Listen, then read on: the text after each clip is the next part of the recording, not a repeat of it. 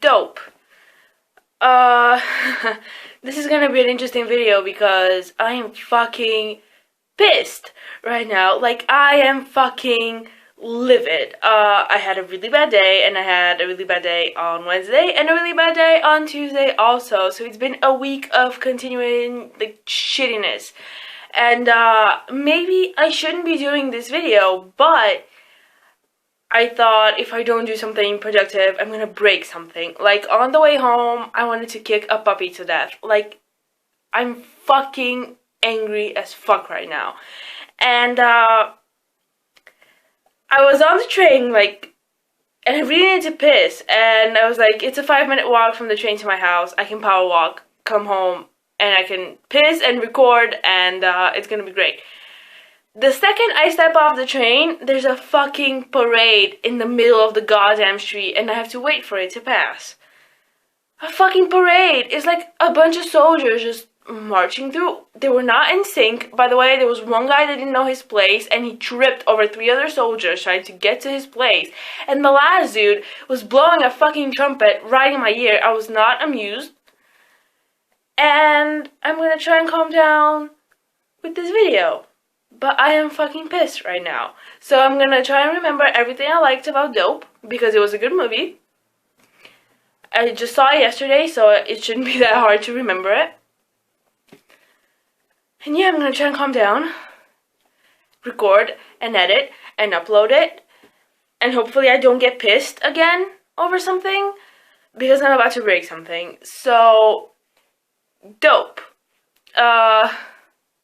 It's about a group of 3 friends who are obsessed with 90s culture, and they are nerds, and like nerds from the 90s. You know how nerds from the 90s were? They're not like cool hipster nerds like now, where, oh, you like video games? You're a nerd, and that's cool. It's not like that at all. It's actual nerds that are bullied every day, and like they get their shoes stolen and everything. Which I haven't seen done in a movie in a while, someone getting their shoes stolen. They live in LA, and in a bad neighborhood, and they get mixed up with a drug dealer who's actually really nice. I mean, he was a bit of an asshole sometimes, but he was actually a likable drug dealer. And they end up with some of his stash of Molly, because that's what kids are into now. And they need to get rid of this Molly that they have, and it's so interesting. It's a very, I guess, simple story, sort of like any other stoner comedy, or it reminded me a lot of The Girl Next Door, actually, where they get mixed up in a world that they're not familiar with. They have no idea where to sell these drugs, how to sell these drugs. They don't know how much they have. They don't know how to measure it. They don't know how to price it. So they ask for help from other people and things like that. But one thing this movie suffers from, because I actually liked a lot of things about this movie, but one thing it suffers from is the pacing. It's only an hour and 40 minutes, but it felt so goddamn long. And I was sitting here thinking, okay, it's ending now, right? Oh, no, there's more. Oh, no, it's very stop and go at the end. And in the middle, it was just so, like, drawn out. It could have been 20 minutes shorter, probably, and it would have been way better, because... And I'm not gonna, no spoilers or anything, but it's part of the story that, for example, they need to sell the drugs. And it's like a whole thing about them figuring out how, and who's gonna help them, and them selling the drugs, and all of that was like, it felt like a half-hour segment, and it could have been like a 5-minute scene. I don't know if it would have been too rushed, but there were some things that they could have cut down on. Characters from the beginning come back, and it's like, oh yeah, you're here, like, I fucking forgot about you completely, like...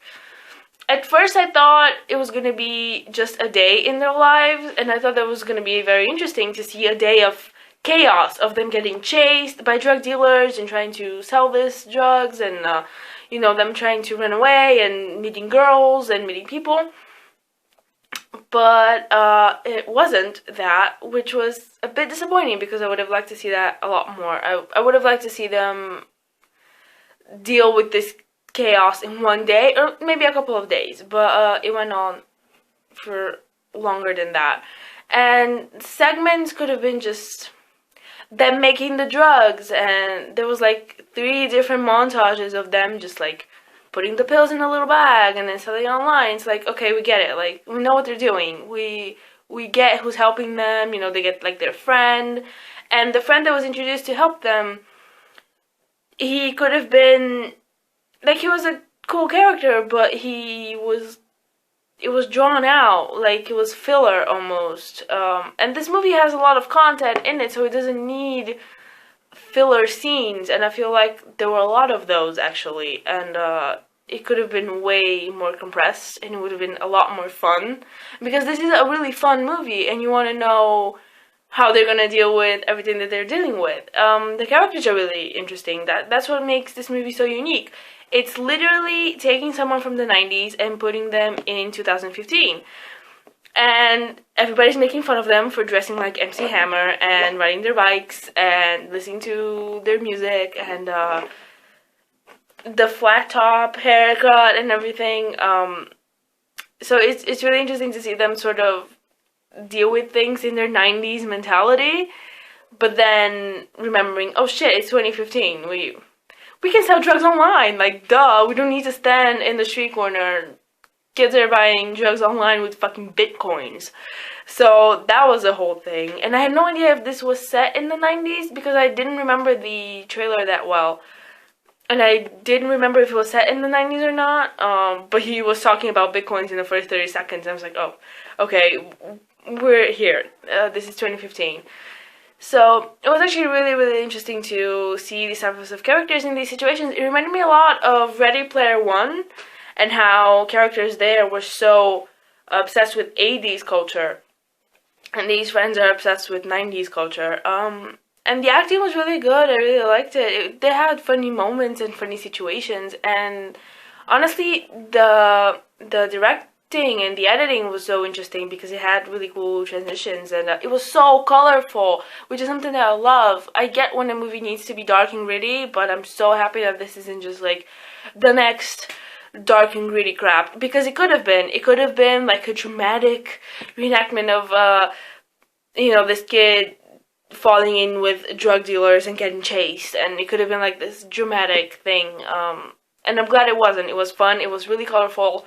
And some of the shots were really interesting, where there were a split screen sometimes. There was interesting use of slow-mo with the music and everything. And one thing I really liked was the narration in the beginning. Narration for me is hit or miss sometimes, just because sometimes it's fun. It's an interesting way to introduce the world and the characters that they're in. And sometimes it's just very useless, like in Dark Places. That was a useless narration, like, it didn't tell you anything, but it was really good in Gone Girl. In Gone Girl, it actually gave you insight into a character. And here, it was a really interesting way to introduce the characters and the world that they're in. And this movie, right off the bat, starts off quick. So it's even more disappointing when later on it gets really slow. Because in the beginning, you're drawn into this world like right away. It's a really fun way to introduce the characters, like this is Malcolm and this is this person and that person, and sort of their relationships and what they like and what they don't like, and how they live in the neighborhood that they live in. But then the narration sort of becomes sporadic, like it goes in and out sometimes. It comes back in and then it goes away, and it was a bit strange towards the end because I completely forgot that there was narration, and then it would come back in and I'm like, oh, that's a thing, right, I remember that, because it was used for some characters but then it wasn't used for others. And I feel like if you're gonna use it for some characters, you should use it for all of them, because I get it, like these are the 3 main characters that they're introducing, but there were other main characters also, and some got an introduction and some didn't. So I would have liked an introduction to the girl that Malcolm liked. We got an introduction to the hacker friend that smokes a lot of weed and is going to help them sell drugs online. But we didn't get an introduction to the drug dealers or the guy that's supposed to help them or things like that. So it was a bit... There are things that I really, really loved, like the actual colors and the actual music and the world and the scene and the characters. But then there were things like the pacing and the narration that were just a bit weird sometimes. And overall, I really enjoyed it. It reminded me a lot of... Yeah, it reminded me of Ready Player One, like the characters being obsessed with a certain period of time. And it reminded me of The Girl Next Door a little bit. I have no idea why, but there were drugs.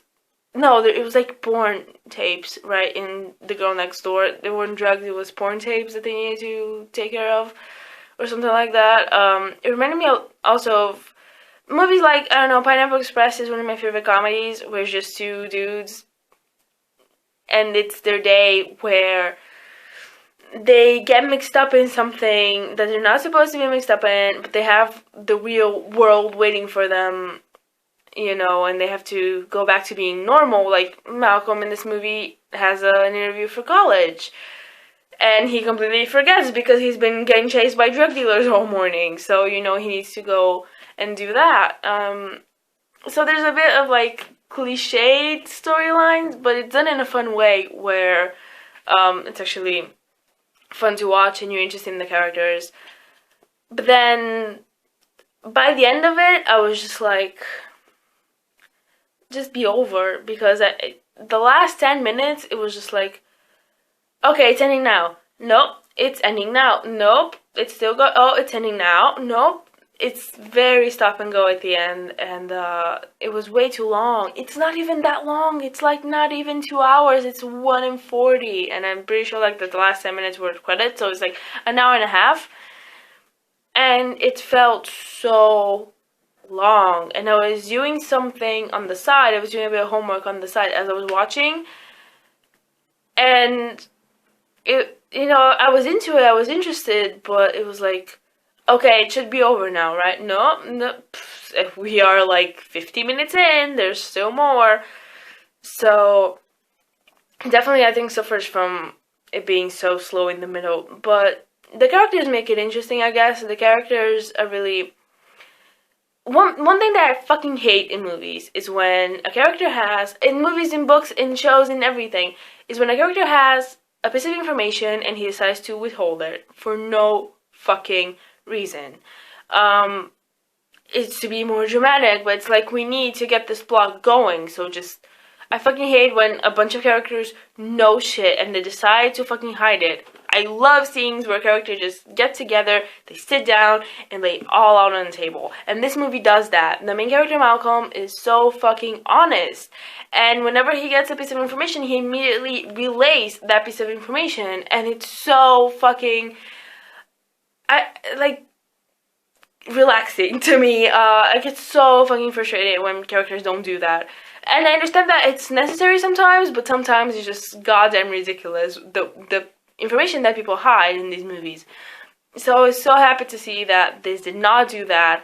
And I was afraid that there was going to be cliched relationships. Something I really fucking hate is when, in a movie, a guy likes a girl, and then the friends are all like, yeah, go, be with her. But then when he's with her, the friends are like, oh, dude, you're not cool anymore, you don't hang out with us. And it's like, the fuck you want me to do?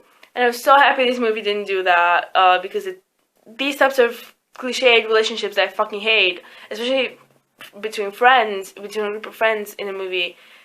I'm so glad that this wasn't in this movie, where I was just thinking, like, I hope Malcolm, you know, doesn't get too into the drug dealing world, and then his friends... I mean, not that he was a drug dealer, but he was, like, involved with this now because he was fucking stuck with the Molly, but I was really hoping that his friends would, like, abandon him, like, in every other cliched movie ever. So I was happy that even though it did have some unoriginal plot points, like him liking the girl and she's being like really cute, and you know she's the cool chick and he's the nerd, and you know there's the hacker friend that's always high and things like that. There's some cliche things, but it was done in a fun way, so it was interesting to watch. Oh, and one last thing before I fucking forget, because I've been going for like 15 minutes, but before I fucking forget, the N-word is used a lot in this, and I do not feel comfortable saying it because I feel like I shouldn't. I'm not offended by anything. Like, I'm not offended by. I'm very. Let's just say I'm very rarely offended by something. I'm fucking offended by Trudy on Unpre Rap Star 2 because she's fucking pretending to be black when she's not, and she's fucking pretending, and that offends me. Like, not even. But and that's like a whole race discussion. But I don't get offended easily. Like, one of my favorite rappers ever is Black Knot, and he has a song about, and like people fucking hated him because he had a song about killing a girl and raping her and things like that. It's a really good song, actually. So I'm not offended by things, but I feel like if you're offended, this movie uses the N-word a lot. Like, I don't live in the States, so we don't have this word here, and we don't use words like this here in Spain. I have no idea if this was realistic. I don't watch Quentin Tarantino movies, but I feel like that's what they feel like. One thing I hate in movies is when profanity is used unnecessarily, which happened in Dark Places, actually. The profanity there was completely useless. It didn't feel natural at all. People swear all the time. If you swear, you swear. That's fine. I swear all the time. But it should feel natural. It shouldn't feel like it was... Just like rappers fit in swear words just to make the flow better, not because they actually want to swear. It's completely useless sometimes. And this movie felt like the N-word was just thrown in there. I feel like the characters are supposed to be like this, but then it's like... It felt weird sometimes. Like, sometimes it was just too much. I wanted to move back from it and be like, okay, this is just what the characters are. And all of the characters do that. Like, all of the characters just say the N-word all the time.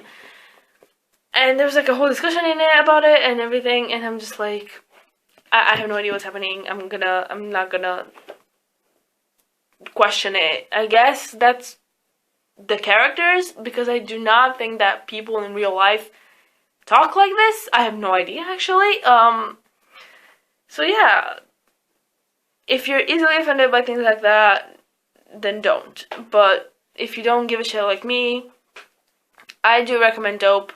Maybe watch it with friends. It gets slow. You're gonna be bored, I think.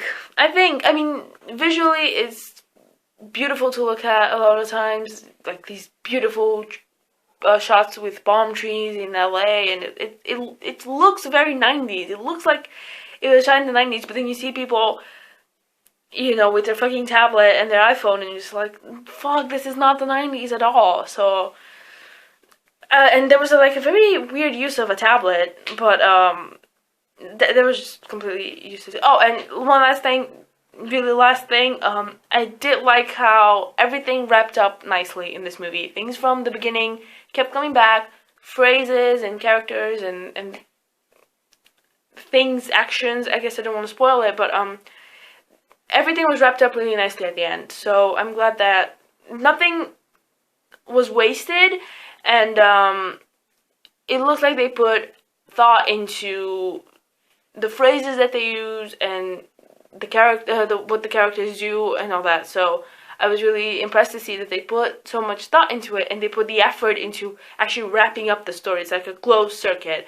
They wrapped up the story nicely, and that's all I needed from it. And yeah, dope. And now I feel better. I don't feel so angry after doing this. So yeah, watch movies. It's therapeutical. Bye. So what are you, man? Who do you think you are? You. I'm just Malcolm. This is a world premiere. I done been through a whole lot. Trial, tribulation, but I know God. Satan wanna put me in a bow tie. Pray that the holy water don't go dry, yeah, yeah. As I look around me, so many wanna down me. If Neil deGrasse Tyson was writing about Ice Cube, this is what it would look like. You go to high school in Inglewood. Think you're gonna get into Harvard? And I love myself. The world is a ghetto, big guns and dick inside. I love myself. But they can do what they want whenever they want, I don't mind. I love myself.